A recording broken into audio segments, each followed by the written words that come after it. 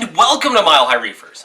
I'm Scott Anderson, and if you guys have been following my channel, you know about the 24-gallon tank and some of the struggles I've been having.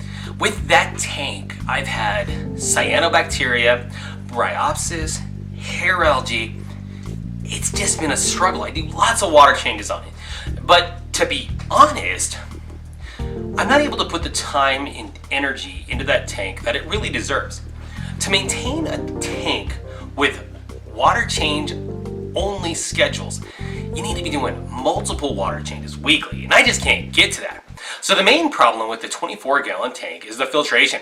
Basically, you get lots and lots of filter pads that go in your rear chamber, along with some biological media. This is all well and good, but it doesn't get the gunk out of the water. Your best case scenario is that the biological media or your mechanical filtration captures whatever sediment is in it, and then you take it out, rinse it out, do your water change, and suck it out. Well, you know what? I hate that system. Biological filtration on its own will not remove nitrates or dissolved organics from your system. This, if you have water run through it, will remove the large particles, right? You're going to take this out, rinse it, but the whole time that this is sitting in your tank, it is dissolving nitrates into your water, which is really bad. So after months of fighting this, I decided to pull all of the mechanical filtration, all of the biological filtration that came with it, and modify my tank.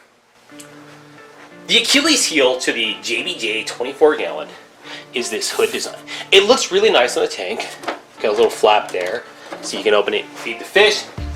Got lots of nice ducting, and I gotta say it's really quiet, and of course built-in power compact lighting, which is decent. The problem is, if you look at this section, it's all enclosed. You cannot open this up to add aquarium filtration. The very first thing I did to modify this tank was take the hood off. What I really need for this tank is a protein skimmer, and it just so happens I have one laying around. I have an Aquasea Remora. The Aquasea Remora is a little different type of skimmer than most hang-on backs. It doesn't use a needle wheel, but it uses a water injection system to create the foam that creates the skim maid. So let's get in the Marty McFly machine and go back to the year 2006. In 2006, I set up my first reef tank. It was a 29-gallon Nano, and that's what the Aquasea Remora went on. If you remember 2006, you'll remember that there were two major skimmer technologies battling it out. The air-driven skimmers were pretty much done, but we had induction-style skimmers versus pinwheel-style skimmers. And for me, I took the induction side, and the Aquasea Remora does a fantastic job at skimming. Now, the hang-on back Aquasea Remora doesn't give me the thick skim maid that the big Aquasea EV does, and it's a bit noisy. But remember, this skimmer is now 10 years old and has been running on and off for the entire 10 years. This skimmer has been proven bulletproof. And those of you who question how good an induction style skimmer can do should look at the skim maid off of my 210. So probably the theme of this upgrade is clear. I'm going to upgrade this tank using gear I already have. Now the gear I have is pretty high end. It's just high end for 2006. So with the hood off, I have to provide a light for my tank. And if you remember 2006, there were two major lighting technologies battling it out. We had metal halide and power compact. T5s were just the new thing on the block. Everyone's trying to figure them out. But really, metal halides were king. For this tank, I added the JBJ Viper 150 watt metal halide light to this tank. It is packing a 150 watt Ushio 20K bulb. It all sounds so easy. You got this awesome light sitting in storage, ready to go. It's perfect for the tank. I ordered the light bulb up. It's about $50 for a metal halide bulb. They're pricey. So the bulb comes in the mail. I go to get my light, and the glass is shattered on the light. I called up JBJ with the very off chance that they had a replacement glass. And of course they don't. They haven't made these lights in years. So I went to my local glass shop hoping that they could give me a piece of tempered glass. Remember, you have to use tempered glass on a metal halide light because of the extreme heat coming off of this light. Regular glass will just shatter. They couldn't order one that big. There's no way you're gonna cut tempered glass because it's shattered. But they told me they could cut me a piece of Pyrex. Pyrex is much more heat resistant than regular glass and might work. Might being the keyword.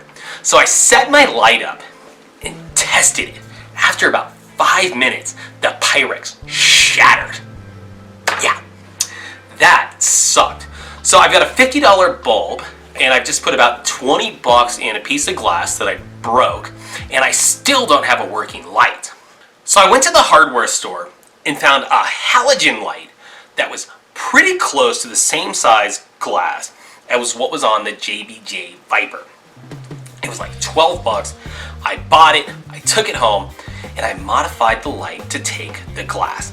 Now this is tempered glass. I have no idea what the UV is on this, but aquarium companies usually do a pretty good job managing the UV right off the light bulb. Plus, this is a nice thick piece of glass, and you're gonna get some UV protection off the glass anyways.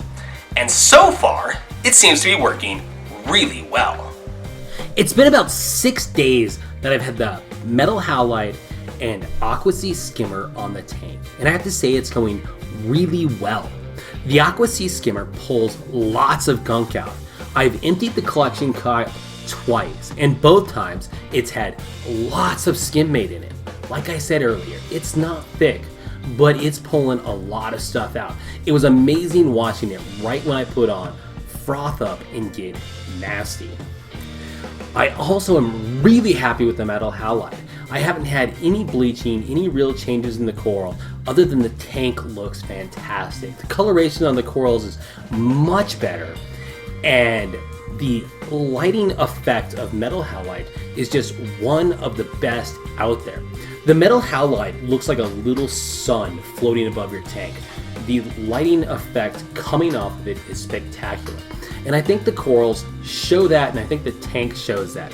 Now I just got to get through the bad stuff and get on to making this tank as nice as it can possibly be. Thank you for watching this episode of Mile High Reefers. Like, comment, subscribe, and I'll see you on the next one.